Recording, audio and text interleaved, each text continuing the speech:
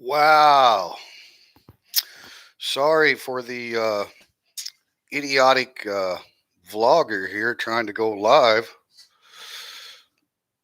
Get my camera in here a little better. Can anyone hear me? Is there anybody in here yet? All right. One person just entered.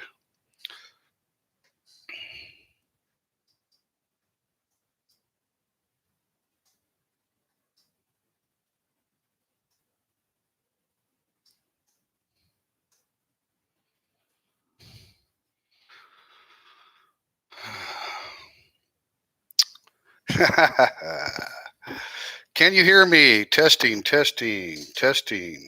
Two people in the house. Drop your location if you would like to in your chat intro this morning.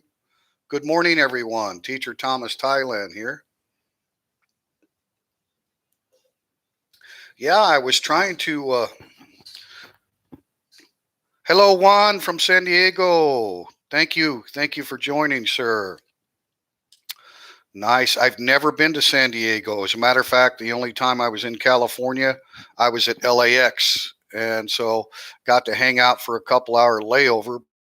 But yeah, I don't have much knowledge about beautiful California. I hear San Diego's fantastic, though.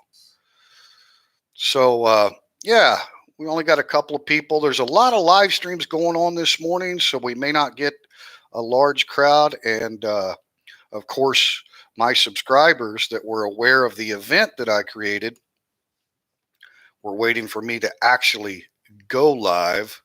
So now that it is live, they'll get a notification that I'm live now. And so hopefully we'll get a few more people in the house. In the meantime, I'm actually not from here. I'm in the Navy and move every 3 years. Okay, yeah, big Navy base here in San Diego, correct? Yeah. So where are you from originally, Juan?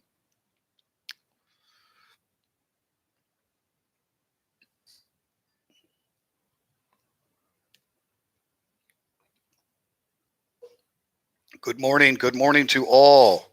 Apologies for Teacher Thomas' low skills of getting this live stream going this morning.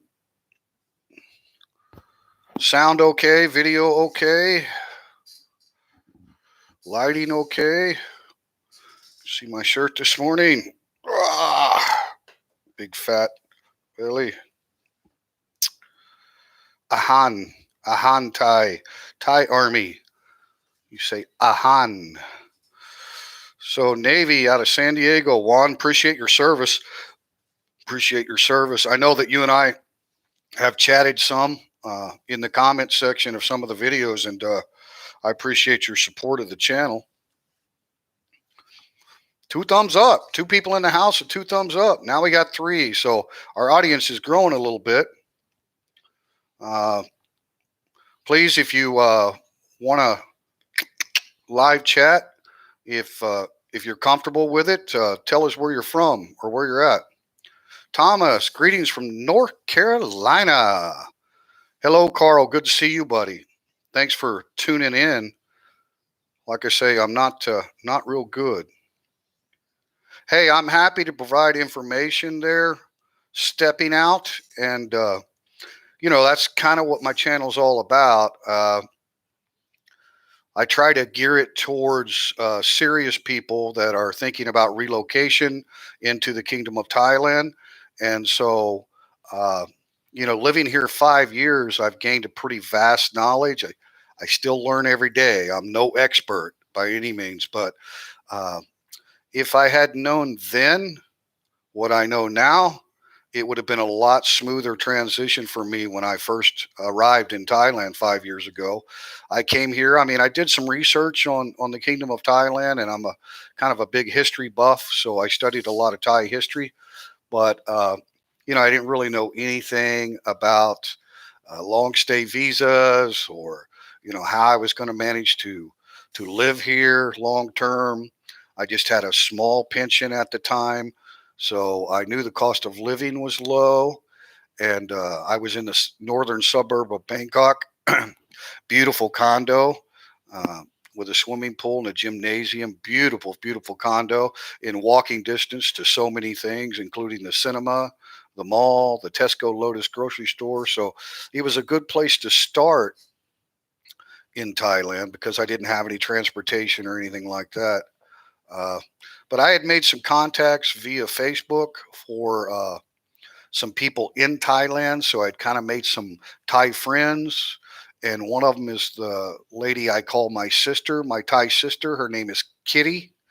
And Kitty's pretty fluent in English and has a lot of knowledge about Farang, foreigners, expat life in Thailand because she actually has like a matchmaking business that she does on the side where she introduces foreign men to Thai women, and she teaches English to the Thai ladies in her group and is kind of the conduit of communication during the first meetings online and helps them kind of get to know each other. And so she's very good at what she does, and she was a great contact to have when I arrived, and she assisted me a lot. With I just stayed at a hotel for the first couple of weeks, and then we went condo shopping, stuff like that. But getting back to like the purpose of the channel now. Is I'm not really a travel channel. I'm an expat channel. So an immigrant into Thailand and Thai culture, respect for the Thai people, assimilation into the country.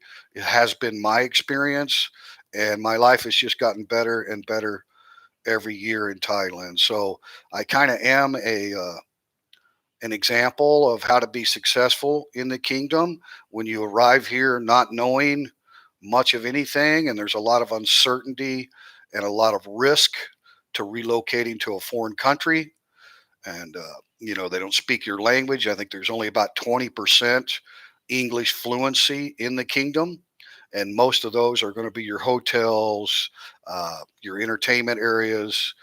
So there's no problem checking into a hotel and things like that with English. And then if you need medical care, of course, all the doctors are very fluent in English. So, but when you're just out in the general public, you're gonna run into about 20% of the population that can actually communicate with you in English. So, uh, I've learned a lot over the 5 years here in the kingdom, and I think if I can bring that to people that are serious. I have a lot of good subscribers that are from the United States and elsewhere that are seriously considering relocating to Thailand. They've had aspirations of retirement in a tropical country that's a low cost of living, and Thailand is ideal for that.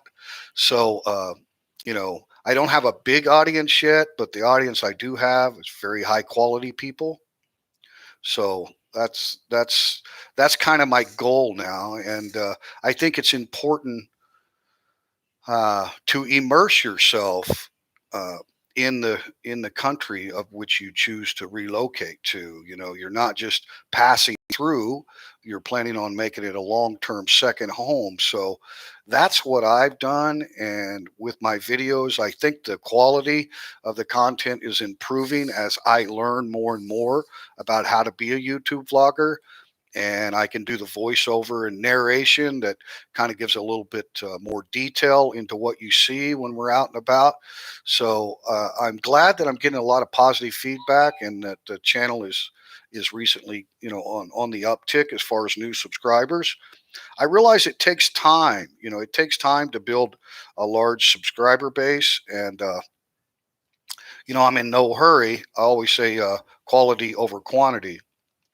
Okay. Yeah. Any questions, guys? We just have a small number here on the live stream, but the playback is likely to get 100 views or maybe more. You never know. So if you're asking questions that pertain to your situation and I'm trying to answer them, then when people watch the playback, they'll be able to see kind of like common questions that people ask. So, Carl, would you do a learning English visa first for 1 year, then you can do a follow up to learn Muay Thai boxing? A good question, Carl. I don't have any experience in what are called the educational visas. I would encourage you to visit the Thai embassy websites in your home country for the multiple different visas that you can apply for to enter the kingdom. I have met people that are here on education visas, and from what I understand, they're like 6 months at a time, and then you can extend them within the in the Kingdom of Thailand at the local immigration office. I had a really good friend who was from Iran.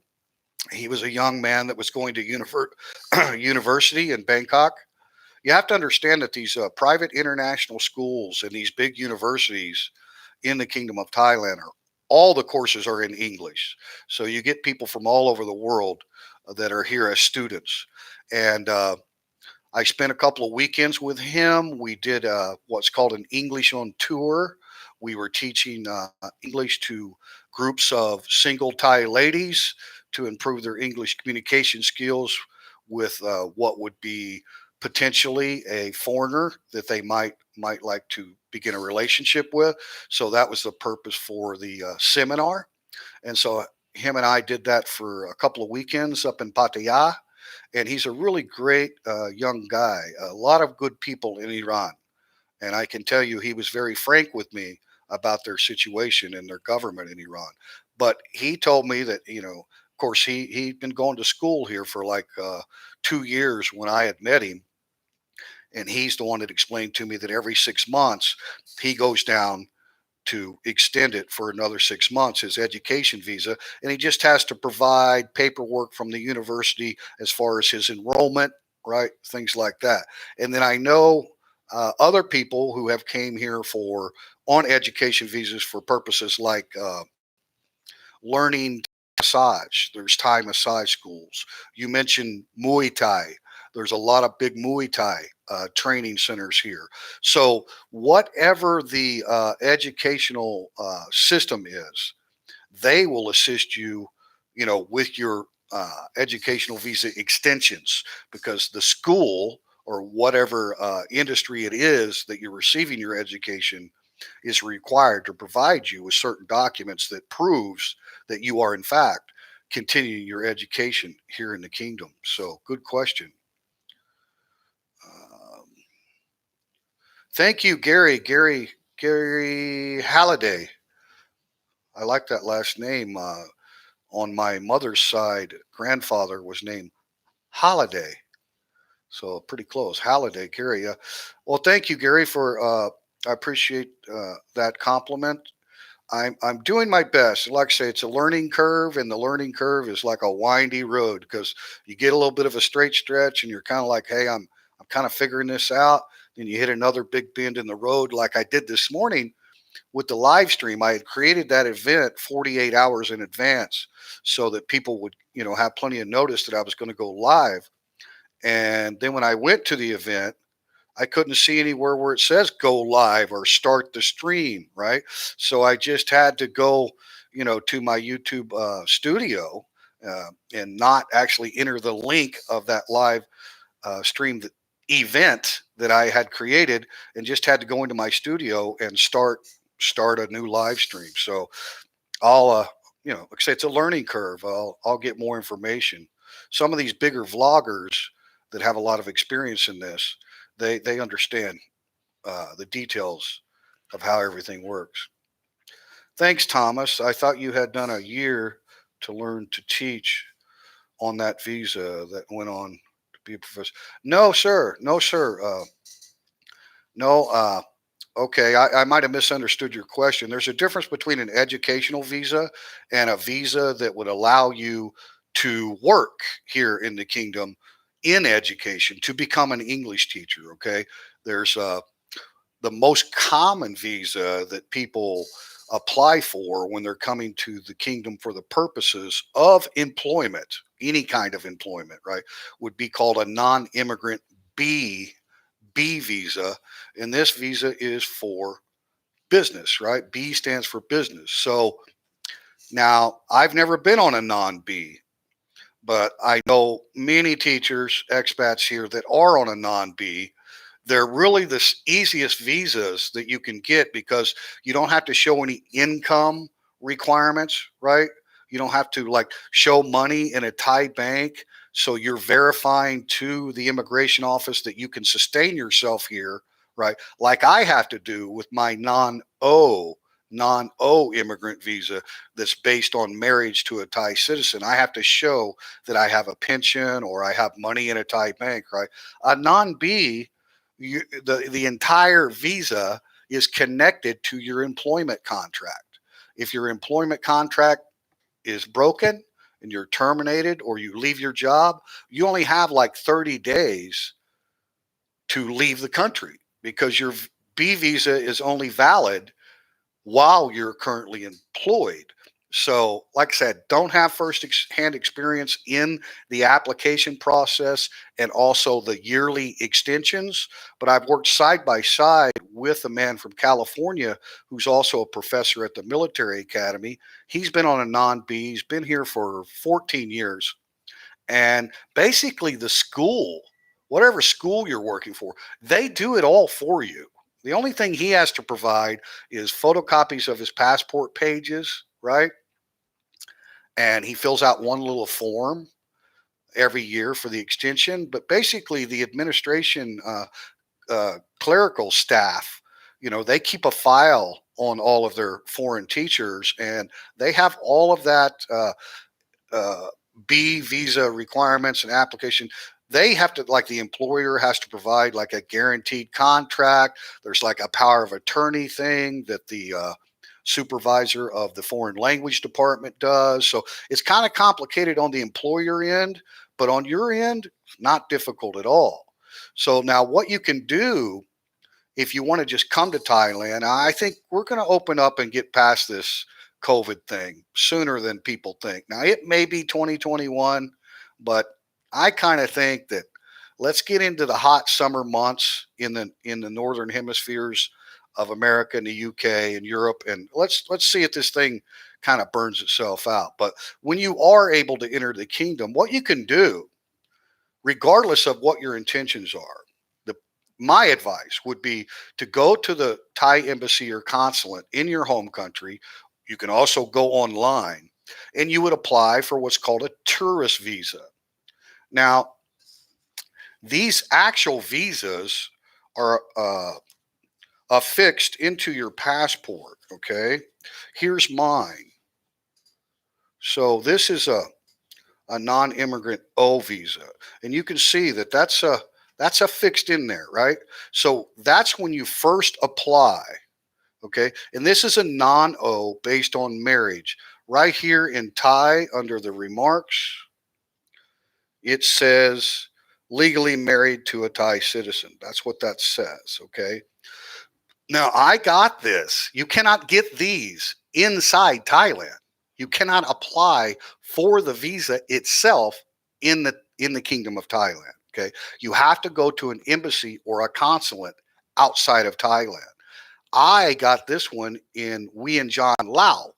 A lot of people go to Laos. So when I arrived in Thailand, I just had this little stamp right here when I entered Thailand, right?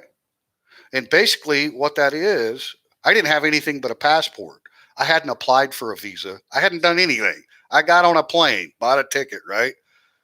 So there's very few countries that Thailand actually restricts from coming here, hostile countries or something, maybe Afghanistan or, you know what I mean? But American, no problem. European, whatever, Aussie, no problem. Just so you can come. So what that stamp does, that gives me what's called a visa exempt. So there's no visa in my passport. They stamp it with an exemption. Let's take a pause here for just a second and we'll get back to that. Hey, baby, come here. Say hello. Hello, everyone. This is my lovely wife, Yin Rudy. Yin Rudy South. And we call her Yin for short. Yin and Nam Yin. Nam Yin is what her sister calls it. Yeah, Nam Yin. Yin means cold in Thailand, but not cold as a person. It's a thing that's cold, right? Like cold water. So nam is water Yes. Water cold. and yin is cold. So it's cold water. And Thai language is a lot like Spanish, where the adjective comes after the noun or the pronoun, right? So yin would be your nickname or water, right? So nam, water, cold. So it's very difficult for Thai speakers when they're learning English because it seems like they're speaking backwards, right? So she'll often ask me, "Baby, do you want water cold?" But no, I want cold water, right? Water. So, but Thai yeah, Thai มัน separate ไง but back mm, โคตรไทยสวัสดีครับสวัสดีครับ right, right. So, where are you from in Thailand? อุดรธานี Speak loudly. Put dong dong. อุดรธานี Udan Thani. Isan, chai mai? yes And Pasa Isan, my same Pasa Thai. not same Isan language is not the อีสาน same. ก็สบายดีบอ In Isan, you would say Sabaidi Ball. how are you สบายดีไหมแบบสบายดีบอ Right. So the common Thai language, if you say how are you, Sabai di mai. Sabai means feel, like feel. How do you feel? ปัดกับ D is good. Sabai, so like feel good. No. Sabai di mai. But in Isan, Sabai di ba. สบายดี And so there's a lot of Thai people that don't understand the Isan Northeast language that well. So there's different dialects, and the Isan. What's curious about the Isan language has a big, huge border with Lao up there in the northeast, and ก็ Isan people and Laotian people ลาว can ลาว talk to each other and understand each other very well, right? The language is very, very similar, but their alphabet is completely different. When we and John Lao, she had no problem speaking to Lao people, but to go to a restaurant and read a menu, she couldn't understand a word. I understand The writing, the letters, I Sara A, สระอามัน I know not same Thai but not the you same. see we are go to ATM Yeah. I read Bangkok Oh, so You you know, can read I some. can read something Bangkok ATM Oh, so she can read a little bit. a little bit Allow not written language is very different than spoken language. But anyway, it's kind of fascinating. And then you get down to the far south regions of Thailand. Oh my God, they have a lot of tone. I mean, it's all Asian languages are tonal, right? Tonal, high tones, low tones, mid tones. So, 5 different tones in Thai language. That's the most difficult part for Farang to learn the language is all the tones. I mean, you can learn how to say the word, but if you say it with the wrong tone, it could have the opposite meaning. So down in the South, they use a lot of tones. So somebody from Isan that went down to say far south, like say Krabi or something, Thai people in Krabi speak Thai language, not same, huh? Yeah. อีสานก็ not the same Right, but even like Bangkok, Central Thailand, สบายดี and สบายดีครับ South Thailand, not the same, right? The ก็ tone. ออก I mean, they can pretty much understand 90% of what different Thai people are saying, but different regions have different dialect, different tones, and completely different words. So, for example, in Thai, the common Thai language, ลาวดิ if you said understand อีสาน speak loud, but ลาวบอกสำบายดีสวัสดี Lao understand Isan, but Mm. Lao don't understand too much Thai, Pasa Thai, right? is something people working Thailand understand Yeah, they work a lot in Thailand, right? you know Myanmar So in Thai language, if you wanted to say "I love you," how do you say "I love you" in Thai? ผมรักคุณ So "pom" would be I, the pronoun for a ถ้า man. เป็น you man Man is "pom." A woman is ฉั "cha." นรักคุณ Chan is I for a woman. So you have that male, female, masculine, feminine. So I would say "pom rak kun." I love you. Pom, I, rak, love, kun, you. Pom rak kun. But in Isan, how do you say I love you? คอยมักเจ้า Huh? คอยมักเจ้า Koi. คอย Koi mak. มักเจ้า Koi mak jiao. อืม Koi mak jiao lai. มักเจ้าร้าย Okay, so lai ค would อย be มัก like เจ้าร้าย much, very much. Koi hak. คอยฮักก็ได้ฮักแต่ภาษาอีสานฮัก Hak. Hak is love. So instead of rak, it's ha with an H, right? Hak. Koi hak jiao. Koi hak jiao ที่ lai. ลาวภาษาลาวอะไรนี่ก็ฮักผักมักฮัก So Lao and Isan, a lot of similarities. So normally you go to Thai people, Palmarak kun. If you had a wife or girlfriend, I love you, Palmarak kun. But in Isan, Koi hak jiao. คอยฮักเจ้า And หลาย then หลายเด้อ in Thai language, very much is mak, M-A-K, mak, right? Palmarak kun mak, right? But in Isan, Koi hak jiao lai. หลายหลายเด้อ Lai. Koi hak jiao lai. หลาย Right? หลายเด้อ Completely. So, 1, 2, 3, I love you, completely different words, and very much completely different words. So that's just one sentence, right? And Isan language is completely different. Oh, very easy Very, to very speak different. Isan. So you're better off learning the Central Thai, Something regular from- Thai yeah. language, and then if you visit Isan, you can kind of do a dive into some Isan language. But it can get confusing if you learn Isan and then travel, most other regions in the country. Your Isan's not going to do you a lot of good. Teacher speak Thai. Right. Teacher speak Thai. Good. Yeah.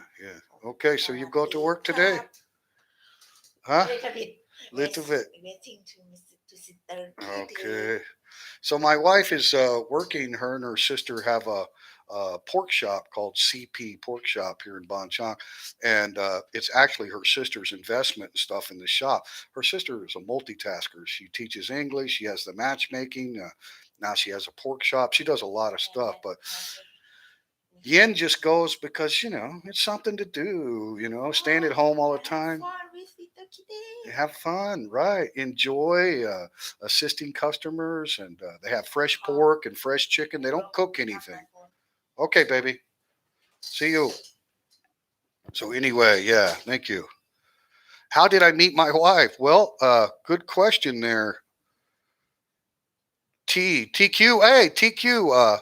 You are from California as well, correct? I'm sorry. I was trying to get. You don't have to share if you don't want to, but I was trying to get people when they enter to kind of give us a heads up of where they're from in the world. Okay, let me catch up. Right. Okay, your video about the spirit house has taught me a lot. Well, thank you, stepping out. I don't claim to be any expert, right? I know what I know, and I still have a lot to learn. So, spirit houses I find fascinating. I find that absolutely fascinating. How hard was your marriage visa to get, and did you get frustrated at all? Yes, I did get frustrated. I was a newbie to Thailand. The initial visa is not difficult to get. This initial visa is not difficult. It's when you extend it for 1 year. These initial visas are good for 90 days. 90 days. Okay. So if you get a retirement, this is a non-O based on marriage. If you get a retirement, it's going to say prohibited from employment because you can't work if you're on a retirement visa. So you can't get a work permit. All right. But all of these visas that you get at a Royal Thai embassy or consulate outside of Thailand, you cannot get these inside Thailand. You do the extensions. Okay, so they're good for 90 days. Before the 90 days expires, you go to the immigration office and you apply for a 1 year extension to your visa. The extension application is much more difficult. And I have a video on that. It's called Step by Step Non Immigrant Visa Extension. So stepping out, you can go look at that video, and it actually goes through the entire process. I'll get right with you, TQ. Uh, Here it is, okay? There's one standard form regardless of what visa you're extending. It's called a TM7, okay? This is the form. You're asking for a full year in the kingdom, okay? This is the official form. TM7. These can be downloaded off of Thai immigration websites, okay? My application for my extension, I've had my visa for 5 years, but I have to extend it every year. 34, 34 pages in here, okay? So it is a cumbersome application, but I can help. I can assist. And if you go watch that video, it shows you step by step. But as per your question, getting the initial visa, whether it's a tourist visa, good for 90 days, retirement visa, marriage visa, educational visa, B visa, right? So that you can work on a B visa. You can also work on a marriage visa like I have. I'm not prohibited from working on my non-O marriage visa. I can legally get a work permit. In Thailand, the work permit that's required for you to work legally is not done through immigration. It's a separate entity called the Ministry of Labor. So that's where you go get your work permit. But again, work permits and B visas, 90% of the application is done by the employer. But to your question, the initial 90-day visa is done at an embassy outside of your country. It's not cumbersome application. You don't really have to provide all of this detailed information because they're only giving you 90 days. Okay. It's a 90-day visa. So after you're here, before that 90 days expires, say like 60 days, then, so 30 days before it expires, then you turn in your application for a 1-year extension. Okay. That's where it gets difficult. Why is my camera doing all this blinking crazy crap? It's a HD camera, which definitely shows my age. Maybe that was the lighting. Anyway, okay, so I hope that answers your question. Aloha, inspired retired expat. Aloha, are you originally from Hawaii? San Diego, California, but stationed in Hawaii. Thank you for your service. Thank you for your service. Okay, TQ. How did you meet your wife? Thank you for that question. Before I arrived in Thailand, I had, done some research on Facebook and tried to find some quality people that I could add a friend to and have that contact. So probably 6 months before I came to Thailand, I had some really good contacts, some people that come from prominent families in the kingdom. And so, I wasn't just like sending friend requests to random people, but uh, that's very important that I had those local people. And one of them is the one that I call my sister Kitty. And Kitty has a matchmaking business that she does on the side. It's like a Facebook group, KTT uh, Data Matching. And that's how I met my wife. Now, I had no intention of getting married, to be honest with you. I was married for 20 years, 4 beautiful daughters, 11 beautiful grandchildren, but I was divorced in 2004 and I came to Thailand in 2015. So I'd been a single guy for quite a while and never even got close to, serious relationship in America because whoever I was going to marry for the second time, if that was to ever happen, would have to be cut out of a good piece of cloth because they're going to be called grandma by my grandchildren. So, not that I'm some super fantastic person. I've got a lot of flaws, but you know what I mean. It's going to have to be the core of the person. And so that's how I met Yin, Nam Yin, is through Sister Kitty and her matchmaking. We met about we met about 2 weeks after I arrived. 20 baht. My wife bought us a bunch of new masks yesterday. The mask season is not over. No, I'm not wearing that one. Here's the design that she bought me, right? These are more my style. Yeah. Hopefully this season will be over. You already see a lot of Thai people that are not wearing the mask, right? So go eat breakfast with sister. Okay. Tell sister I said hello. Have a good day. Kiss. Say bye bye. Thank you, baby. Oh my God. Look at this. You see that? She brought me breakfast before she goes to work. And what am I doing? Sitting here talking to you guys. Awesome fried chicken. They don't use breading. They don't use breading. She marinates it first into like a sauce. Fish sauce Uh huh. And then and mix it. celery with cream cheese. Guys, I'm too heavy, man. I'm up to like 90 kilos and I'm trying to lose some weight. And so I'm going to go to a little bit of a keto diet. My problem is I have so much chronic pain and neuropathy and fibromyalgia, and I'm not taking any of the opioids like I used to do in America. Okay. Taking the opioids, yeah, baby. Could be more here. Okay. Yeah, just put it out by the chicken, Okay. under the chicken. No, no, I Oh, finish. you already take the motorcycle out? Okay, baby. Have a great day. Love you. Hello. So, Send me a message when you arrive, okay? okay, if them later on, yeah, the laws or the law sitter how. Oh, okay. Okay. So anyway, yeah, thank you, TQ, for the question. You know, I had actually one thing about being a single white foreigner in Thailand, you are going to get a lot of attention from single Thai ladies. It's just kind of a well-known thing that a lot of the Thai ladies prefer a farang, and it's not really a money thing, or a status or whatever. There's part of that. I mean, to each their own, but it's just a good mix. It's a good mix. Men from the West normally cater to their woman. They try to please their woman, right? We have all of those sayings. If she's not happy, I'm not happy. Oh, right. That's part of our culture. In Thailand, not so much. It's kind of a man's world. Not that Thai men are bad or treat their women wrong or anything. It's just not part of their culture to surprise them with gifts and all that kind of stuff. So there's a lot more complexities involved in how it's a good match. But you hear nightmare stories of guys that came over here single, met a Thai woman that had an agenda and a goal and a gold digger or whatever. So that happens too, right? But I say, as long as you're thinking with this head right up here on top, you'll be okay. But thanks for the question, TQ. I never really thought about getting remarried, but after meeting Yin, and we went very, very slow. We just meet at the cafe and have coffee, and my sister Kitty was there.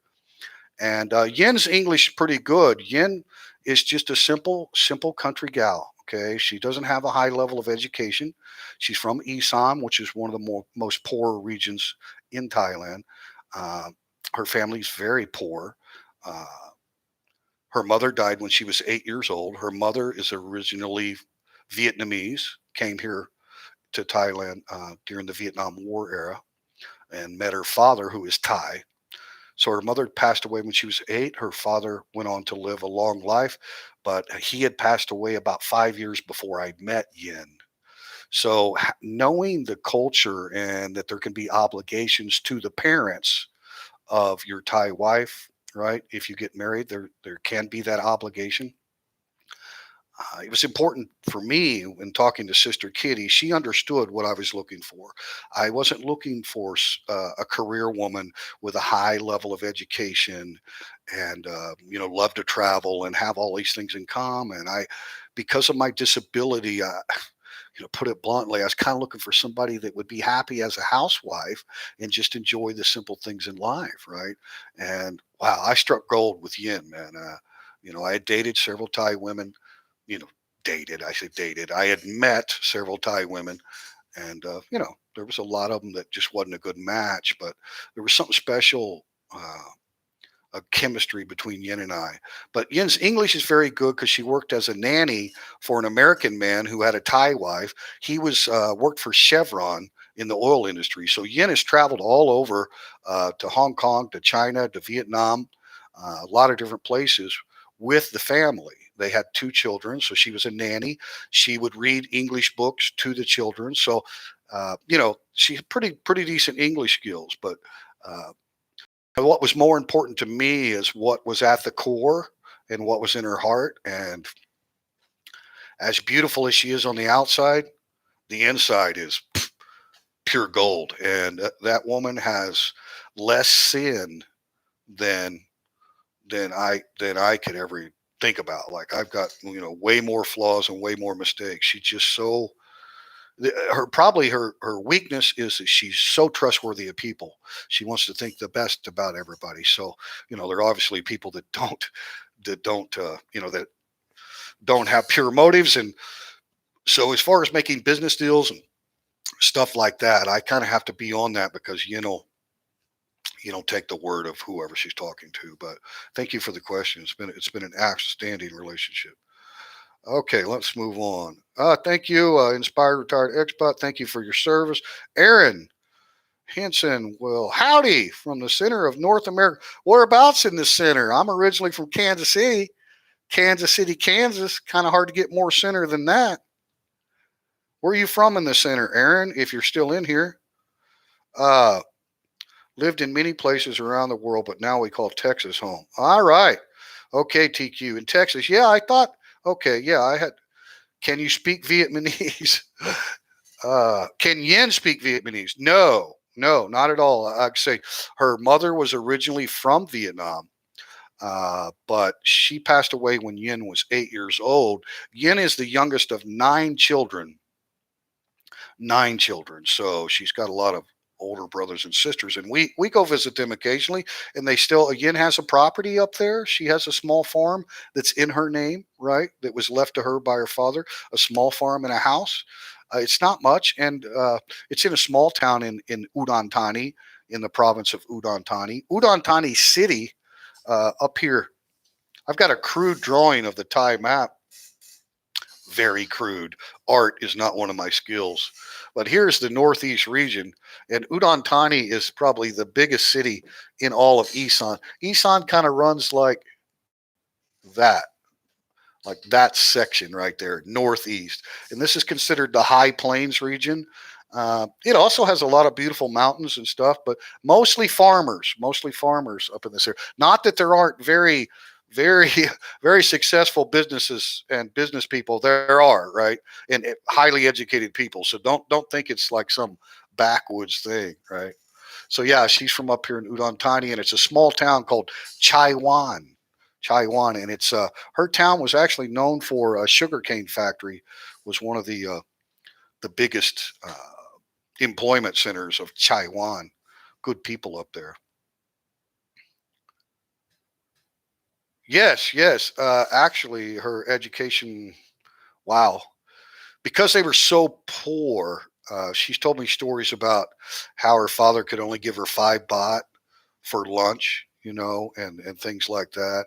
And her being the youngest, and her mother had passed away when she was 8 years old. So her father's trying to do it. And from what I understand, her father, had a little alcohol problem. They call it Lao Cow rice liquor here in Thailand. It's very, very cheap, very, very common for a lot of Thai men, especially the older men in the rural areas, to develop alcoholism because the Lao Cow is so cheap. You go to these little mom and pop stores and you'll see them.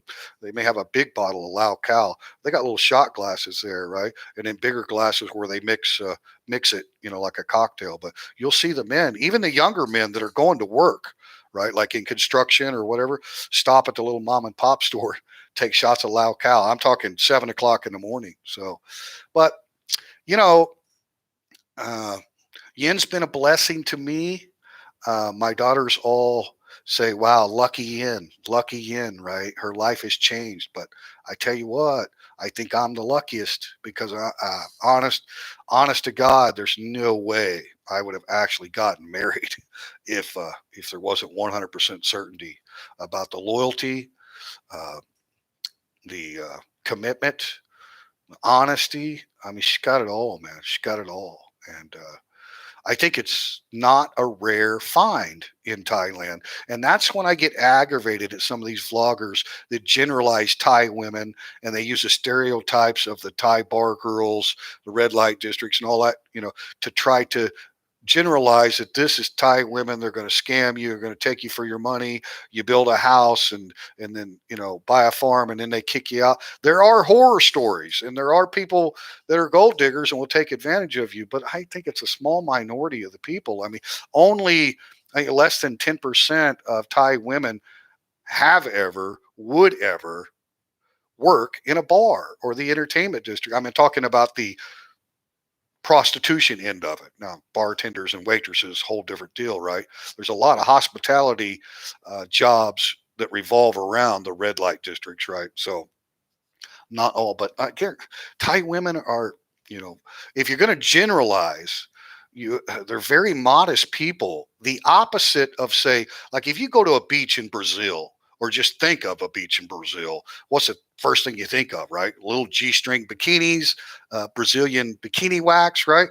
Thailand is exactly the opposite of that. Thai women don't wear bikinis; they wear shorts and t-shirts or a full swimming gear. You can go back and look at some of my videos. There's one video that's called Nam Sai, which means clear water. So Nam Sai Beach, it's on the Navy base here at Satahip, and it's exclusively for Thai people only. There's no foreigners allowed. Korean, Chinese, whatever. Not allowed. Now, I was able to get in there because I work for the government. So I was able to show my documentation. And even then, I wouldn't be able to get in without my Thai wife with me, right? So I was able to get in there and go back and look at that video. That's all Thai people, right, on that beach. Look at them, right? It's just so it's a very, very conservative country. It's actually the country is opposite of the image that you see in the movies, right? Like The Hangover 2, and they go down to the red light districts in Bangkok, or Khao San Road, where all the backpackers are. So the country is the opposite of that. Yeah, those are small little zone areas, and to each their own. And I have no problem with it. The Thai girls that are working there are doing it of their own free will. There's no slave prostitution that I'm aware of. If there is, it's probably from, you know, other countries that have been brought here, Myanmar, Cambodian, you know, there's even Russian women, right? So I don't know about all that, but I can tell you the Thai women, you know, they make very big salaries. The young girls, you know, can make six figures US a year. Okay. You know, so it is what it is. And I'm not opposed to it, but I'm just saying, it's the opposite of what the country truly is. It's very conservative. There's actually a law in Thailand that is still on the books and is still enforced that a man cannot drive a vehicle or ride a motorcycle without a shirt on. You can actually get fined and ticketed for driving in your car without a shirt on. Pretty dang conservative, right? That would never happen in America. Guys drive without their shirts all the time, right? So, you know, when you see these Farang come over here to these big popular public beaches and stuff, and look, you know, I'm not criticizing anybody. I'm not trying to be the moral high ground here, but you know, older guys like me with big beer bellies and wearing Speedos and stuff, man, it's just, I mean, if you're on the beach, you know what, it's kind of understandable. That's the swimwear you wear back in your home country, but you know they're not really consciously aware of, of the modesty of the Kingdom of Thailand. It's a little bit embarrassing. So I don't ever take my shirt off when I go to the beach. Thai men generally don't take their shirts off. I'll wear, like you see in some of my videos, I wear just a non-sleeve shirt that's comfortable to swim in. Look, you know, I'm 55 years old. I don't have an attractive body anymore. But even if I did, like you see these young Thai men, like my cadets, right? Stout, perfect fit. They keep their shirts on when they go swimming. So, you know, it's very important to be able to separate, you know, a tourist zone, a tourist area from the actual reality of the Kingdom of Thailand. No, Yin was born in Thailand. Her mother immigrated here. Yin was born in 1981. Yin is 37 years old, 38 years old. Yeah, 38. Yeah, she'll be 39. She'll be 39 this November. So, like I said, she's the youngest of nine. She was born in Thailand. So her mother came here, you know, probably, I'm guessing in the 60s, maybe early 70s, during the Vietnam War era. She escaped the communism and, you know, married a Thai man. Now, I don't know the full story of whether he had, you know, met her in Vietnam. You know, the Thai anti-communism goes back, a long, long ways. And even after the Americans gave up and left on the Vietnam War, which a lot of us think is a big scar in our history, but there was large victories that were won there. Not inside. I mean, Saigon fell, and Ho Chi Minh City and all that, right? But there was a large victory in the region, and number one of those was Thailand remained non-communist. Thailand continued to fight the communists long after the Vietnam War era on the Cambodian border, right, and the Lao border. Okay, so and they were trained and equipped by Americans. So I would encourage anybody who's interested in history to study the war after the fall of Saigon. Very, very important. Okay, Aaron, North Dakota. Who else is watching? Where are you from? Ah, we have like 8 people live and 7 thumbs up.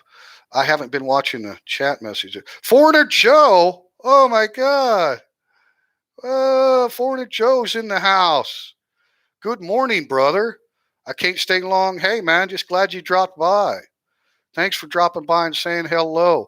Guys, if you're interested in an awesome, awesome YouTube vlogger, his name is Foreigner Joe.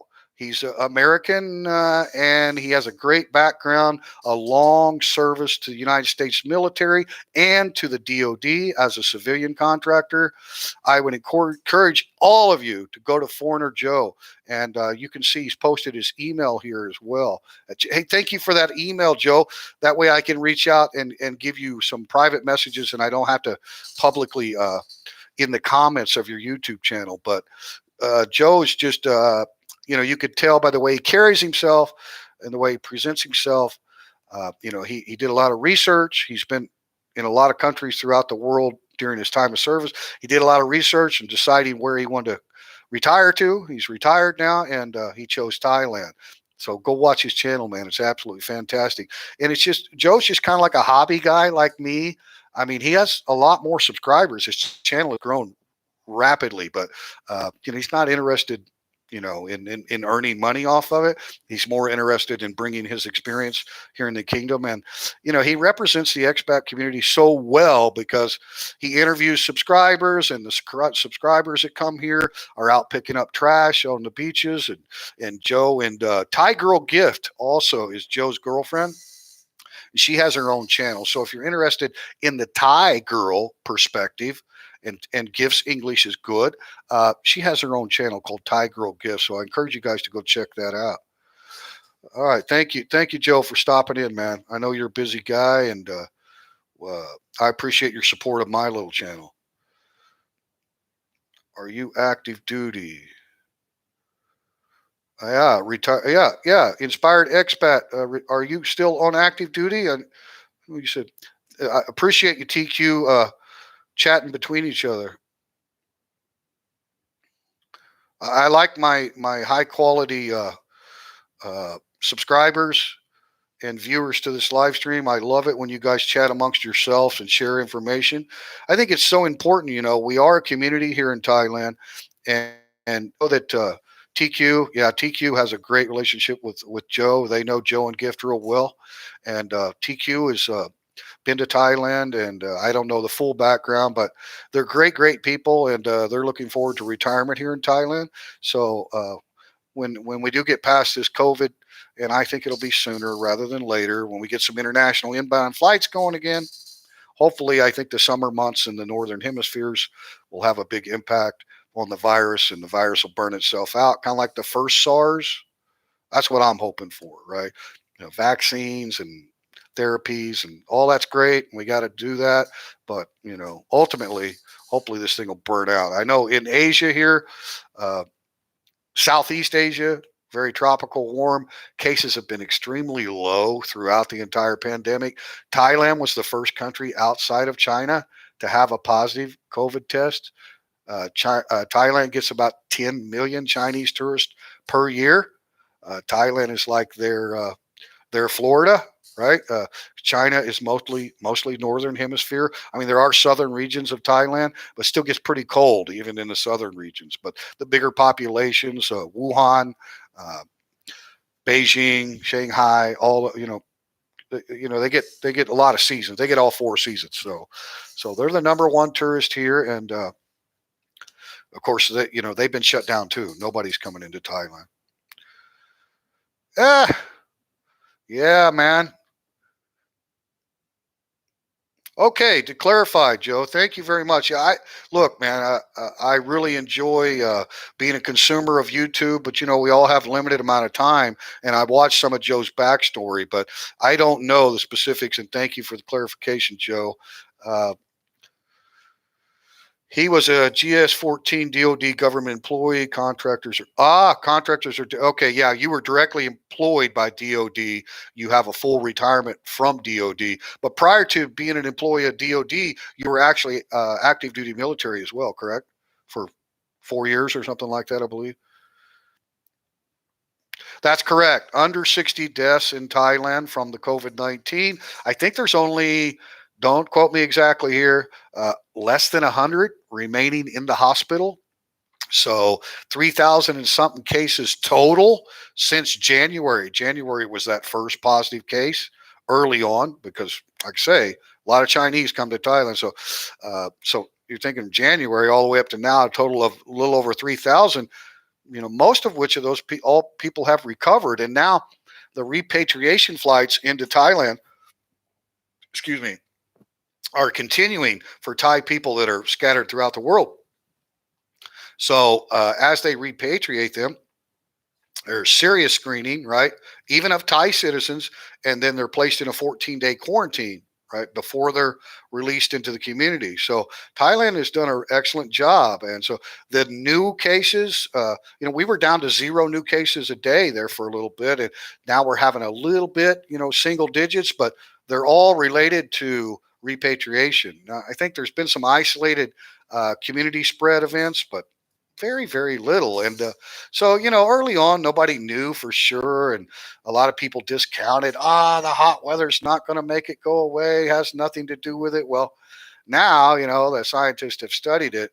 Absolutely has a lot to do with it. Sunlight is absolute disinfectant. The survivability on surface in the sunlight is almost nothing. This stuff dies on the surface. And also, being a very humid country, they know that the COVID travels through water droplets, microscopic water droplets when we speak, and even larger droplets when we sneeze or something like that. So that's how it travels, human to human, mostly, right? And it can enter in an eye or an ear or anything open, right? Especially if you touch something or you sneeze on your hand and touch your face, right?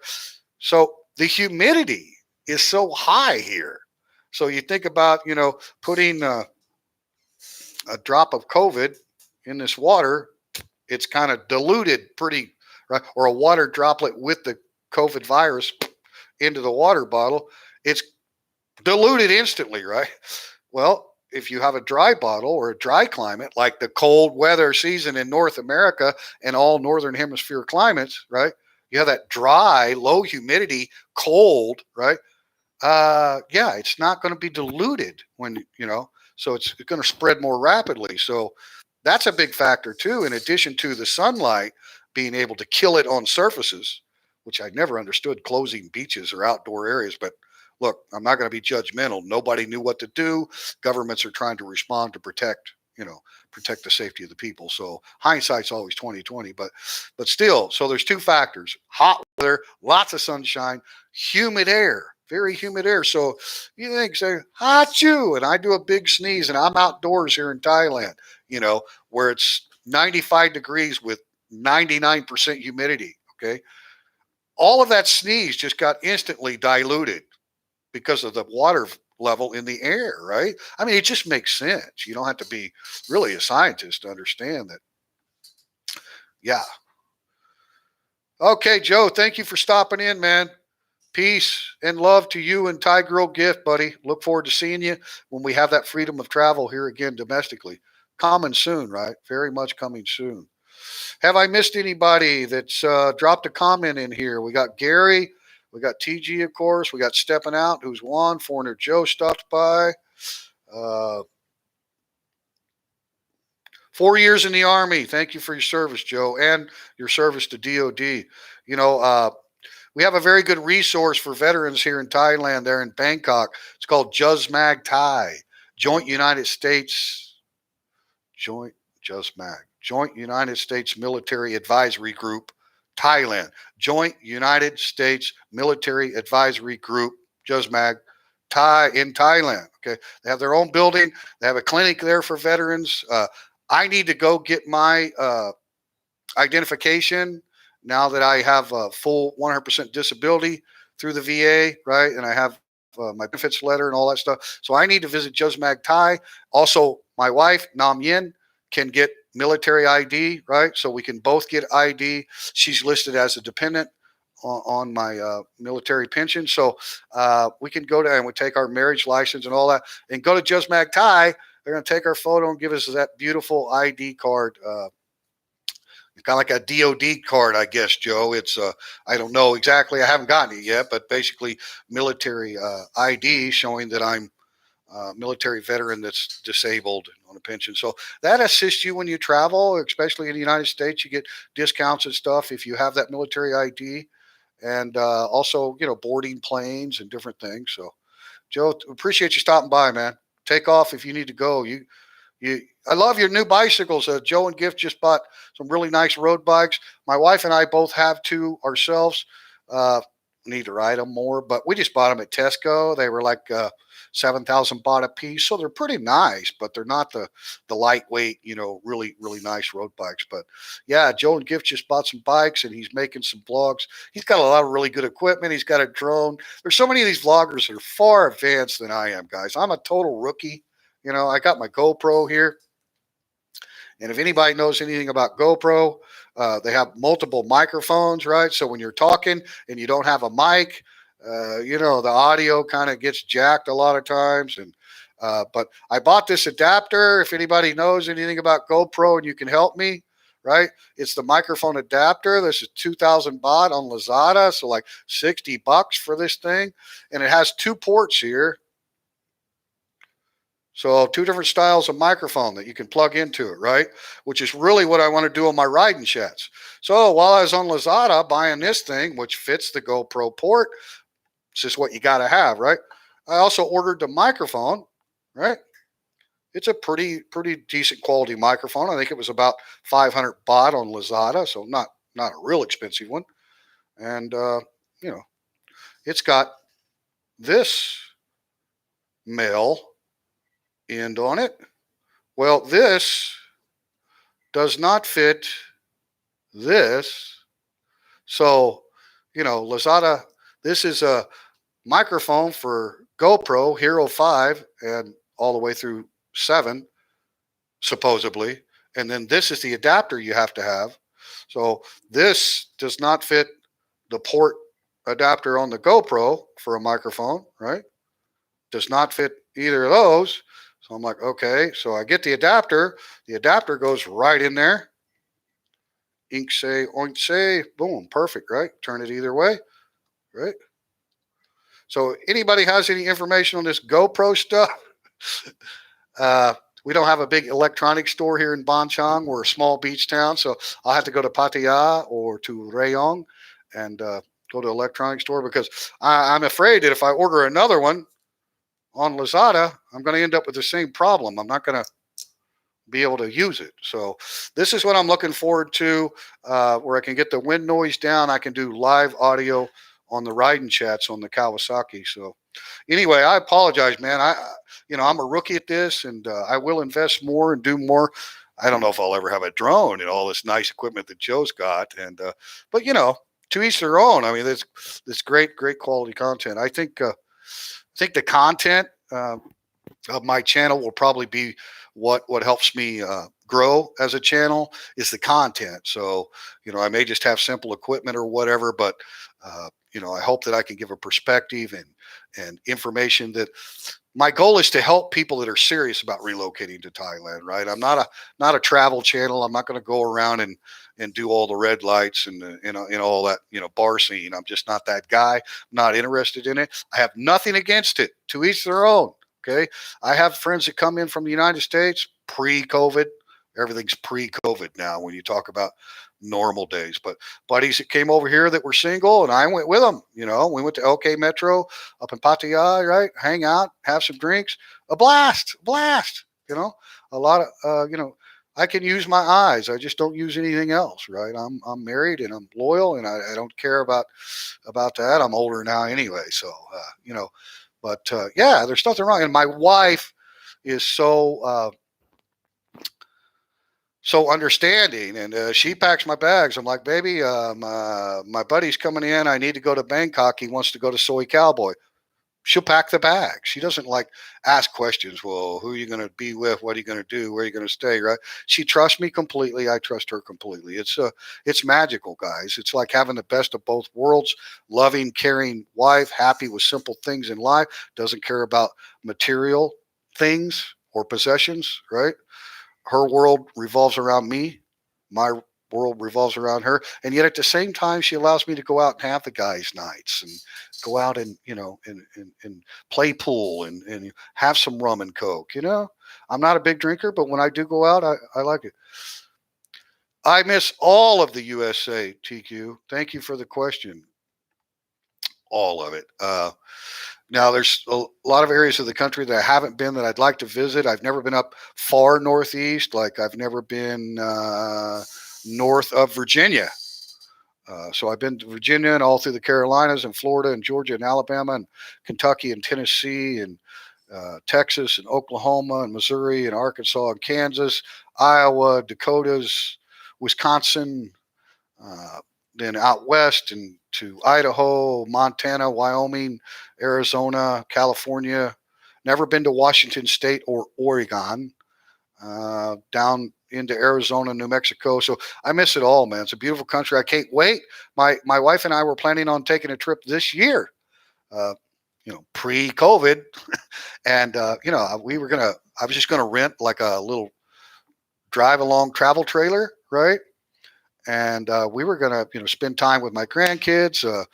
I have four daughters. One's take that back. Two are in northeast Oklahoma, what they call the Grand Lake area of northeast Oklahoma. It's a tri-state area where Oklahoma, Kansas, and Missouri all come together right there, and then Arkansas just a little bit off that those borders touching. So it's almost like a four-state area, kind of almost similar to the Four Corners region out there, right? So tri-state area, northeast Oklahoma, got two there. Got one daughter in Branson, Missouri, who works in the service industry out there, which Branson's a big, huge tourist town, right? A lot of live shows and beautiful Ozark Hills, right? But even in Oklahoma, the Ozark Hills, at Grand Lake, it's not flat red carpet country Oklahoma. It's all Ozark region. Now southeast Kansas is pretty flat. Southeast Kansas up around Pittsburgh and Joplin Metro. I lived in Joplin for quite a few years. All four of my daughters graduated high school in a small town called Fairland, if you're local, Fairland. Go Owls, go Owls. So all four of my daughters graduated school there in a small town, northeast Oklahoma, just north of Grand Lake. Twin Bridges Road out there with the two rivers. But yeah, the most thing when people ask me what's the biggest downside to living on the other side of the planet, right? You got 20 hours of flight time, with layovers and stuff to get home. What's the biggest downside? It's just being away from my loved ones and my family and stuff. But thankfully we have a lot of Skype and Facebook time together, and but it's not the same. But yeah, thanks for the question. Joe is gone. Yeah, don't tell him he outranked us. We only made it. Okay. Well, I don't understand the ranks there, the DoD ranks, the GS-14 equivalent. GS-14 equivalent. Can you help me with that? To you, what is a GS-14? I'm non-commissioned myself. I got my education after my entry. I went in as a non-commissioned officer at 17 years old. Yeah, the mask thing is about over in Thailand. I mean, Thai people do what they want to do anyway. I mean, the government still has, potential fines if you're in public not wearing a mask. But now, if you enter a 7-Eleven or you enter a shopping zone, like everybody's wearing them. But just out and about and at the beaches and stuff, and even now, like in the local mom and pop stores and stuff, you see people coming in and out that don't have masks. All the 7-Elevens are still taking your temperature. I made a video yesterday about Thai culture, and I went to a restaurant not too far from the beach, a teakwood restaurant. She forgot to take my temperature until after I was in there for a while. Yeah, I wasn't wearing a mask. Bad for me, right? Now, when I'm out in the public, I'll wear a mask because I think it's important for Farang to show, hey, we have respect for the Thai rules and stuff. But one thing about, working for the Thai military, I don't have too many problems with Thai police. The Thai police are part of the military armed forces in Thailand and working for the army. Branson is beautiful. Yeah, thank you. Yeah. So, yeah, me and Yin, we're planning on trip this summer, going together. We back in March is when we were going to go to the embassy in Bangkok and start processing her USA visa, right? Which is not difficult because she's married to an American. The biggest obstacle of getting a visa to enter America is you have to 100% prove that you will return to your home country. Well, that's pretty easy for us to do, right? She's married to me. We live here full time. We have a house, we have cars, we have animals, we have bank accounts, right? So pretty easy for Yin to prove that she has every intention of coming back to Thailand. This is the biggest hurdle. A lot of single people, they're applying for different types of visas to enter America. And they want to see your assets in your home country. They want to see your family connections in your home country. They're investigating, are you for real? Are you just going to America on a temporary 6-month visa or whatever, and you're planning on coming back? That's what they want to know. So, not a long process. We were going to start that in March, right? Get that thing going, and if I needed to, I was going to hire an attorney to get it, make sure I got it done, right? And then we were planning on going like June or July, maybe August, in September. And we have people here that can take care of our dogs, and we were going to go and stay at least a month, right? And do the travel trailer. And of course, my family hasn't met Yin yet, other than virtual Skype videos and stuff. So they all love her. I mean, you can just tell. I mean, you can just tell who she is. I mean, she's genuine, very genuine. And so, yeah, I miss it all, TQ. I miss it all. But the biggest downside, like I have no regrets. I don't have any buyer's remorse of moving to Thailand. I did it for medical necessity, number one. And I had the support of my daughters because they understand daddy can't do cold weather anymore. Okay. Daddy was, had a prognosis that I was going to be in a wheelchair. All right. And they know that I have this, fighting spirit. And I don't care what the best neurologist at Mayo Clinic told me. I don't, I understand science and medicine, but they don't know everything, and it's on us to combat. Now, if I was to lay down to it, if I was to stay in Kansas City or Joplin or uh, and be stuck indoors for 6 months out of the year, because cold weather intensifies the pain, guys, like unbelievable. And I was on opioids, and they helped tremendously. Like that's why I was able to lose a lot of the weight from my original onset of the neuropathy. When I first got the rapid onset of this disability, I'd never been disabled in my life. That was about 2012 when this stuff hit me, and I gained a lot of weight. I was up to like 200 pounds and stuff. So it took me a lot of therapy and rehab to get back down. And then now I've gained a lot of weight since I moved to Thailand. And one of the main reasons is, I quit the opioids. It was the hardest thing I've ever done in my life. I was told it couldn't be done. I came over with like 2 months supply, and I was cutting 10 milligram, Oxycontin in half, right, to try to wean myself down. And I'd quit for 3 days and couldn't make it. I'd have to take another half a pill. So I was all the way down to 5 milligram a day. And they had me on the OxyContin and the methadone. It was very good pain management. I mean, it taught me that 90% of my disability is pain. Because if you take away the pain, like I would go camping with my daughters and grandkids, and I'd be squatting down, by the lake of the river, or the lake, the bank of the river or the lake, right? And Jack jostling around with the grandkids and fishing and stuff. And I just realized, like, I normally can't do any of this, but it was that pain management that was allowing me. And then that allowed me to burn some of the weight off, right? Because I was more active. But I'd never been addicted to anything other than tobacco, nicotine in my life. And I hated the dependence sitting in a drugstore parking lot, waiting for your prescription. Because when you're in under pain management doctor, uh, in America, it can only prescribe you 1 month at a time. You have to go back and see them every month, right? Because of all the illegal abuse of narcotics and stuff. So patients that really need these things are punished. You can't say, if you want to go on a trip and say, hey, doc, give me a 3-month supply, I'm not going to be back. They can't do it. All you can do is get a month at a time. That's it. So I broke the dependence on my own. It took me 3 tries, that half a pill a day, right? And then cold turkey for 3 days. And then by the 4th day, I had to take one. The withdrawals and all that took me 4 tries. And then I got to 3 tries, and I got to that 4th day without a half a pill, without 5 milligrams.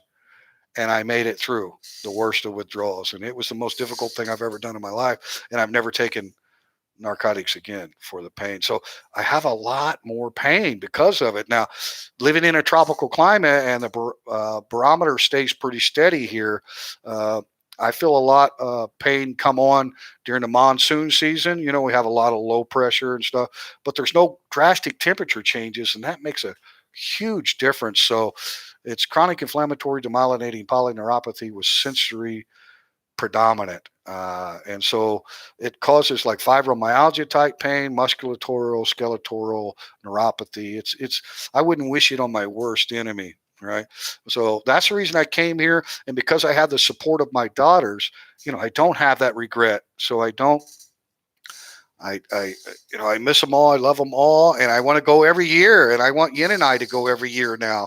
And I'm thinking about even buying a little, couple acres of land and a little A-frame cabin or something for Yin and I to stay in that's centrally located. So all of my daughters are right there in that region. Basically, the one in Branson and the one in Oklahoma are the furthest apart, and that's only like a 2-hour drive. And then the others are like in between. I have one daughter that's in a small town called Aurora, Missouri. Beautiful Ozark, trout streams, all that. So good question. Thank you. Yeah. I don't think I would have ever gotten off opioids if I hadn't moved to Thailand. It's not easy to get them here. I have a neurologist up here at the Bangkok Hospital in Pattaya, one of the best private hospitals. Private hospitals here in Thailand are world renowned, guys. People come here from all over the world for private hospital care.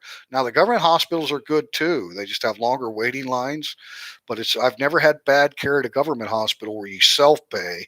You self-pay to go in and see a doctor. You get your meds and everything all in one kind of thing, and you pay like $20 for the medicine and the doctor visitor. So the government hospitals are not out to make a profit. In fact, most of them operate in the red here in Thailand, the government hospitals. But the private hospitals are world renowned, or absolutely. But some of the doctors that work in a private hospital, like they have regulations in the laws here in Thailand, where those private doctors also have to do a certain amount of hours at the government hospital. So I can go down here to the Bangkok clinic in Ban Chang. They have a clinic, and it's associated with the Bangkok Hospital in Pattaya, Bangkok Hospital in Bangkok, Bangkok Hospital in Rayong, right? The Bangkok hospitals all over the kingdom that are private hospitals. So you can go to the clinic, right, and like see the doctor there, and he could refer me to any of those.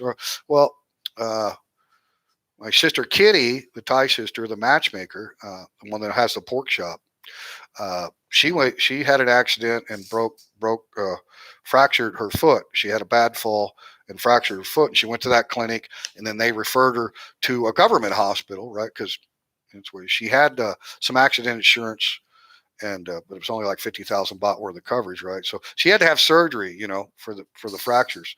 So the same private doctor that she's seen at the Bangkok clinic that makes a lot of money and works for the private Bangkok hospitals, he's the one that actually did her surgery at the government hospital. So it's kind of interesting how it all works.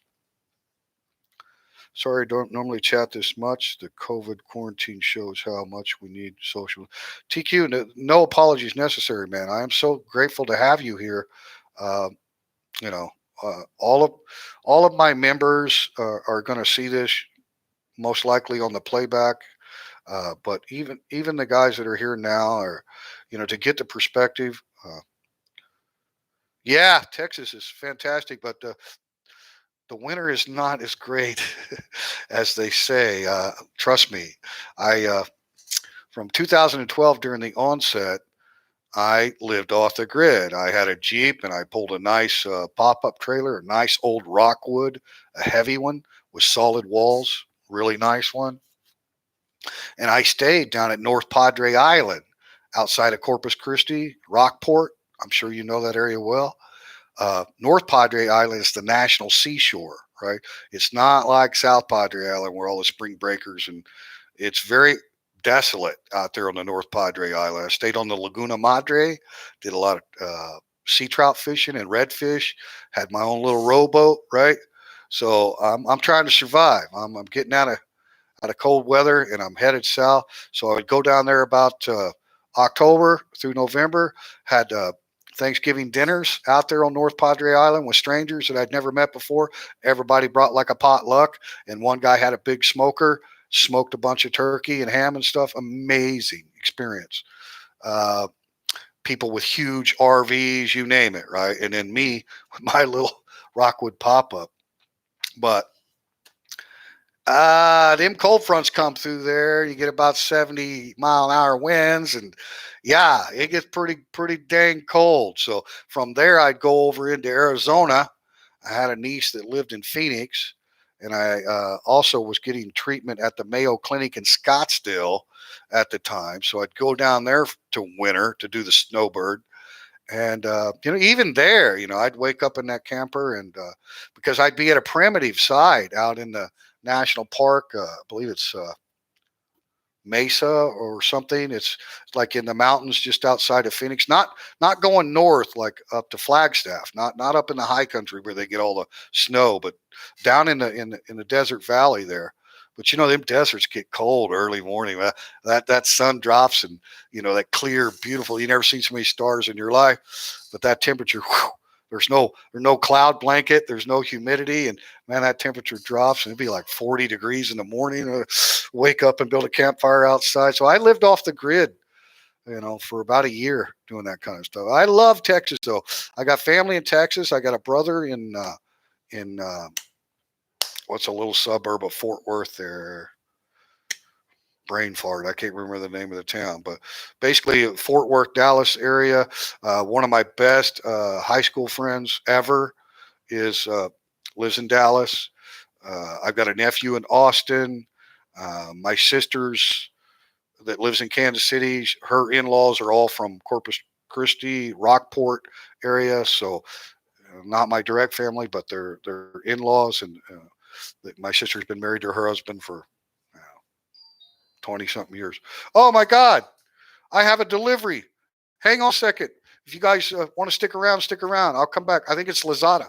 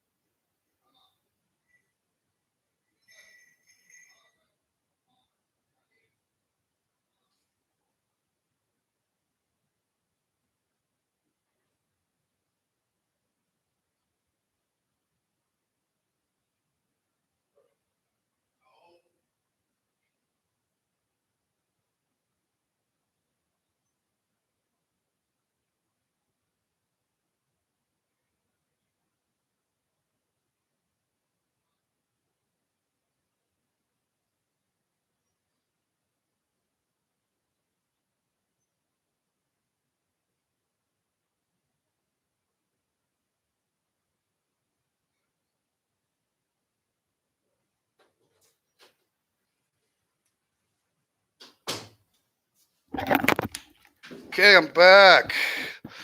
Ah, all 8 people hung with me here. Thank you, TQ. Yeah, I appreciate you chatting, man. I appreciate the questions because it kind of just lets the conversation flow, right? You could tell I kind of have the gift of gab, and sometimes it's one of my major flaws. Like I can't shut up sometimes, but I am a good listener too. So I appreciate no. We hope to travel with the camper before moving to Thailand too. North Padre weather can be rougher than inland for sure. Yeah, absolutely, man. It's right there on North Padre. Uh, is it? Yeah, it's on the on the Laguna Madre. So the Laguna Madre, the mother lagoon, right, is inland from the rough coast itself, right, from the Gulf itself. So it's like a big, huge, shallow saltwater lake, right? It doesn't get too rough. Now the winds can get it, but it's shallow and it has a lot of reeds and great for red fishing and trout. And that's where I would take my rowboat out there, and I had no problem eating a lot of fresh fish. But it is the windsurfing capital of the world because you got this huge saltwater lake, right? And constant wind, even when it's not a big cold front, it'd be way too much wind, but you just steady, 15, 20 mile an hour breeze. So, man, those kite surfers fun to watch. I wish I'd have been vlogging back then because talk about some great video footage, man. I mean, they have big, I think that's what you call it, windsurfing. I believe that's it, windsurfing. And like they have the big sail on their surfboards, right? And so when they fall off, like they're hardly ever in more than chest deep of water, right? So it's perfect and vast, wide area, beautiful area. Oh, you want to see my shirt? Yeah.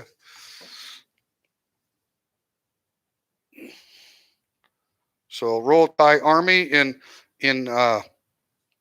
Thai language would be uh, Ahan Ahan Thai.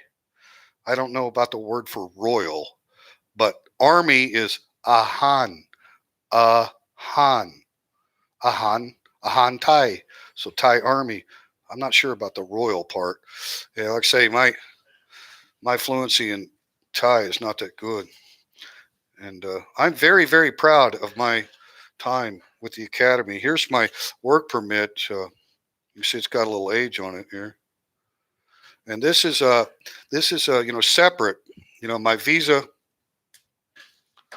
My visa is the non-B, right? Come on, camera, self-adjust. Non-B, right? That's what you get outside the country at any embassy, right?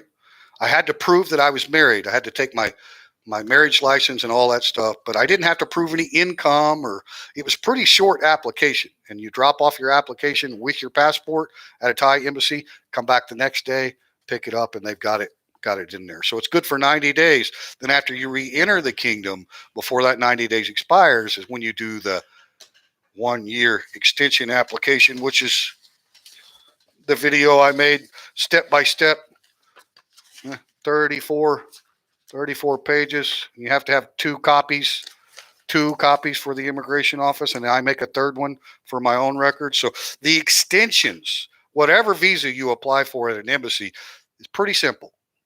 Not that difficult because it's a 90-day thing, right? But when you extend it, you're asking for 365 days extension. That's when the application process. So, yeah. There's my ugly mug. Let's see, does it even say anything in English about the academy? Pretty much all in Thai except my name. Yeah, name of the employer, Nairoi Joparo. So uh, Nairoi is military. Joparor is like a cadet, army cadet. Joparor, Nairoi Joparor. So that you get at the Ministry of Labor, right? And you can get it if you have a B visa or an O visa based on a Thai citizen family connection. Most of us call this a marriage visa, but technically, even though the reason I got it was legally married to a Thai citizen is what it says here. You can also have like an adopted child. If you adopt a Thai citizen, then you can apply for a non-O visa because you have family connection to a Thai citizen, right? And then I've heard it done the other way around where people are actually legally adopted by Thai people. So you like become their child and you get the O, right? So this one you can work on. Now, if it says OA, which is usually what it says for a retirement visa, OA, okay?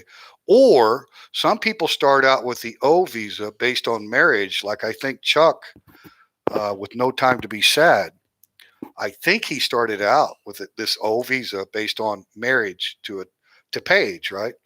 But when he's done his extensions now, I think he went to extending his O visa based on retirement. I think that's the latest update from Chuck. So once you extend your stay based on the retirement status and you meet the requirements for retirement, you are prohibited from working. So you cannot get a work permit from the Ministry of Labor, completely separate from Immigration Bureau, right? So you have Immigration Bureau, Ministry of Labor, two separate entities. A lot of the Southeast Asian countries, when you go get your visa, like say if you got a B visa, business visa that's connected to employment, your work permit comes from the immigration office, not in Thailand, separate entity. So keep that in mind if you are considering retiring here in Thailand, that if you want to work legally, you're prohibited from work. Now, there's exceptions to that. So in Thailand, there's a lot of discretion. Okay. After every Thai law, there's a disclaimer that says subject to ministerial regulations. Like literally, almost after every code in the law, subject to ministerial regulations, which basically just means the Ministry of Labor, right, can can can have regulations that would change that law. And then there's a lot of discretion given to immigration officers and stuff. So, and then there's agencies that people hire agencies to process all their stuff. Oh, bell's ringing again. Hang on.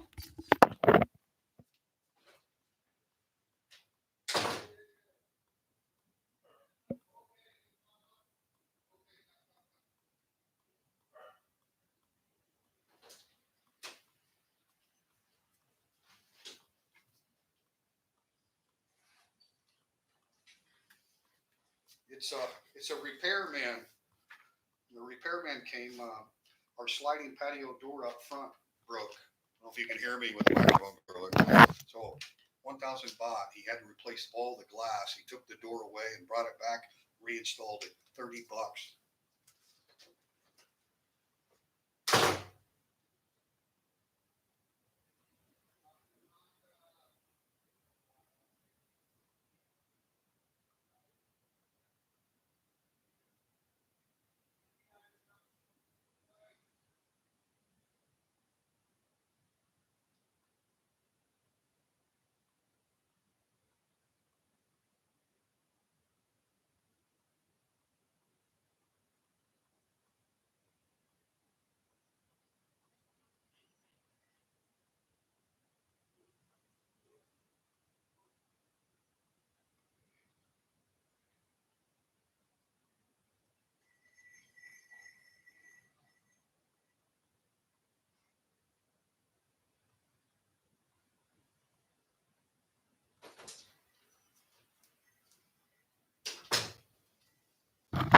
Ah, 6 people still hanging in there.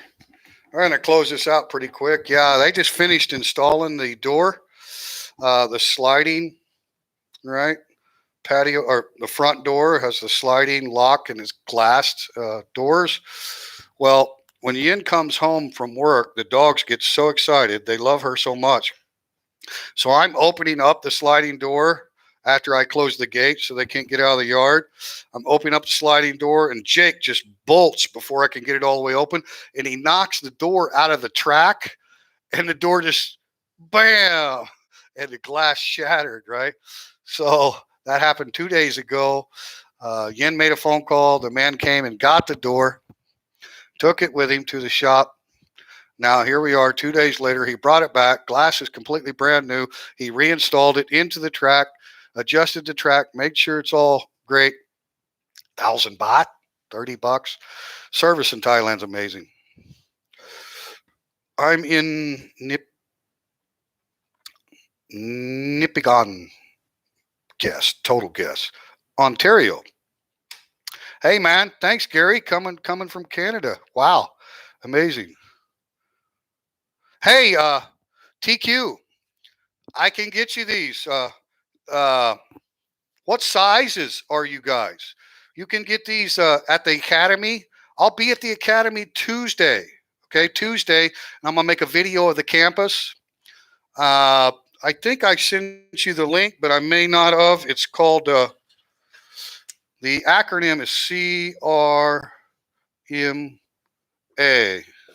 CRMA. So you can Google search CRMA. This is basically Royal Military Academy. The C stands for Chula Chomklao. He was the King Rama V. Right now we're on King Rama 9. King Rama 5 is what the school is named after. He was the founder of the school. It was originally located in Bangkok. I believe it opened in like 1802, something like that. Not quite as old as West Point, but it's pretty old. And now it's on a beautiful sprawling campus in the center, still in Central. It's about 2 hours northeast of Bangkok at Nakhon Nayok. So I'm going there Tuesday, and that's where you get the authentic military gear. Now, you can send me a message on that Teacher Thomas Facebook link as well. Let me know like what you're interested in. They have airborne, they have infantry, so they have a lot of specific. All of them are going to be Army. Now we have the Satahip Naval Base near my house, and they have a big clothing shop and museum where you can go in there and buy a lot of Navy gear. But Nairobi Jorporor CRMA is going to be all Army, but different branches of the Army, right? Different style shirts. They've got the Geoforce high tech anti-sweat T-shirts for running, and so a lot of different insignia involving infantry or airborne. This is the long sleeve, kind of a turtleneck, right? Kind of a turtleneck sweatshirt. But I've got a lot of T-shirts, and so does my wife. Hang on a second.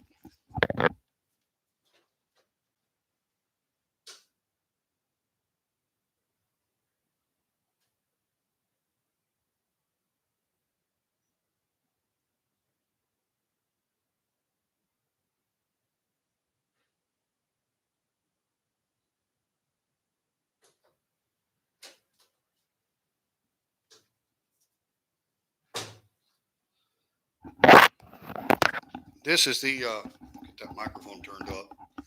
This is the insignia of the Royal Thai Army right there, right? So this is hers, right? This is that really like that Gore-Tex or whatever you call it, very durable and breathable, and then just has the Royal Thai Army on the back. So there's a lot of different styles, and they're all made in Thailand, which is nice. You're not buying some import from China. But yeah, huge clothing store there at the Academy, and I'll be there Tuesday.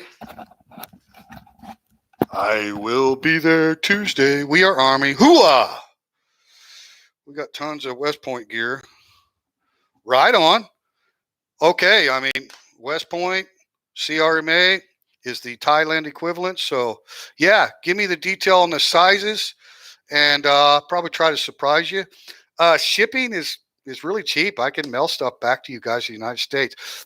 It's actually slower to get something into the States than it is for people to mail me something from the States. Like my daughters have had to mail me like specific things sometimes, new debit cards or different things. Because I use uh, my daughter that owns a home there in Aurora. I use her house as my permanent address for a lot of my legal stuff, and she's my power of attorney and everything. So just simple to for certain things just to go there. and she has to forward me stuff quick. I mean, I'll get 5 to 7 days. I'll get just regular mail. Like, she just goes to the post office and just regular mail, like not expensive to mail something to Thailand. And it's not too expensive for me to, send you a couple shirts. But you have customs in America. So all the mail goes through customs, that's coming from abroad. So that tends to slow it down. I'm sure Chuck and Joe probably have more experience with it than I do, but yeah, but you'll get it. I mean, you'll get it. It's not expensive. Hoorah. Okay, guys. Well, I hope you've enjoyed the vlog today, the live stream. Remember, if you have any questions, there is that Teacher Thomas Facebook link on the cover photo of the channel, the photo that has Blackie #2, the Kawasaki motorcycle. So just click that link, and that allows you to communicate with me privately. And anything that you need to ask, anything that you think of. But and I appreciate everybody that entered the live chat group today. Like I say, I more important to me is the quality of people. These two topics that we avoid, right? Because I like unity, especially on a live stream, which is kind of rare with a lot of vloggers. Like, the drama is kind of what you see a lot, and to each their own, but I'm not into that. And like I say, I did this little crude map of Thailand. I'm going to try to kind of keep that there. I have another one of these whiteboards that I can use when I'm doing I do a little bit, and I want to try to do more, but I do a little bit of volunteer teaching to some Thai students that don't have the ability to pay for English. I don't like to talk about it, because I think if you do something for a charitable reason and then you brag about it, then what's the point, right? I don't look to get credit for it. But anyway, so this is a board that I use a lot for my online. I do like some online teaching too. So right now I'm kind of taking a break from the online stuff, and so I'll kind of try to keep this up here, and as we go along and talking about conversations, of course, Hua Hin brought you up is Foreigner Joe, right down in here. You got TTT here in Ban Chong. And one thing that I wanted to point out, you see this is west, right? So north, west. So we call this the western seaboard over here, where Thai Girl Grift and Joe are. That's the western seaboard. So in the morning, they get beautiful sunrise, right? Beautiful sunrise over here. Samui Island, Koh Samui out here. Phuket over here, which is not in the Gulf. This is the Indian Ocean over here, so completely different than we're talking the Gulf here. So you see here that my beach at Ban Chong, we're looking south. So our sunsets are not into the water. It's very different when you get up here. This is a smaller bay. We call this Bangkok Bay. So here's Pattaya and all the famous beaches up here: Jomp Tien, Bang Saray, Chonburi, right? Bang San. All of these people are looking directly into the west. So they're really nice sunsets, that sink into the ocean. But when you get down here past Sattahip, here's the Royal Thai Navy base, and there's actually a pretty good peninsula that comes out there at Sattahip. And if you're interested in the history of the Sattahip Royal Thai Navy base, they built a deep sea port there in Vietnam era, because the only deep sea port they had was in Bangkok, and it was full with commercial shipping. So it wasn't going to work for military hardware, right? So the American engineers, and it was built by Thai people, mostly 90% Thai workers, constructed the deep sea port at Sattahip Royal Thai Navy Base. There's an old documentary that was done by like CBS or something, old, like back in the 70s era documentary. And I think it's called Tomorrow's Thailand. So if you search YouTube's Thailand, or just like Sattahip Naval Base. And then also there's a big airport here called Utapao Airport, just outside the Navy base. A lot of that was constructed during the Vietnam War era for launching strikes into Cambodia and North Vietnam, right? So a very interesting history. And then after this deep sea port was built, not only was it for military equipment, but it was for large construction equipment, excavating equipment. So they built the main road that goes up into the northeast, the Isan region, right? The main highway here, like out of Bangkok and this area was had a lot of communist control up in the northeast because it was poor and it was cut off from the capital and the rest of the country. So the American engineers, built this major highway, and then they built an airport up here. The Udon Thani Airport was built by the Americans as well. Okay, so this is kind of also known as the Pattaya Airport, but it's actually much closer to us here in Rayong. It's in Rayong province, right on the border of Chonburi at Pattaya. So a lot of people call it the Pattaya Airport, but it's actually Utapao. It's about 5 minutes from where I'm right here. So interesting history. The Satahit Naval Base is a beautiful, beautiful, beautiful area. Lots of mountains, lots of hills, lots of clear water beaches. That Nam Sai beach that I mentioned earlier, it's exclusively Thai beach, is on the naval base. So, all right, guys. Thank you for tuning in. Thank you, TQ, for all your questions. Send me a message, and I'll be up there Tuesday. Look forward. I probably won't upload the video about the CRMA campus. I probably won't upload that, maybe not even till Thursday. So even though I film it on Tuesday, we're going to stay up there a couple days and going to be pretty busy. So probably wait till I get back to Bonchang on Thursday before I do the editing and upload. But look forward to it, and I'll probably title it something CRMA or Army Academy slash Thailand's West Point, something like that. Try to come up with something pretty catchy for the title. So look forward to that. All right, thank you guys. Thank you all. Appreciate it. Teacher Thomas, Thailand. Peace and love to everyone. And remember, be happy. Bye-bye.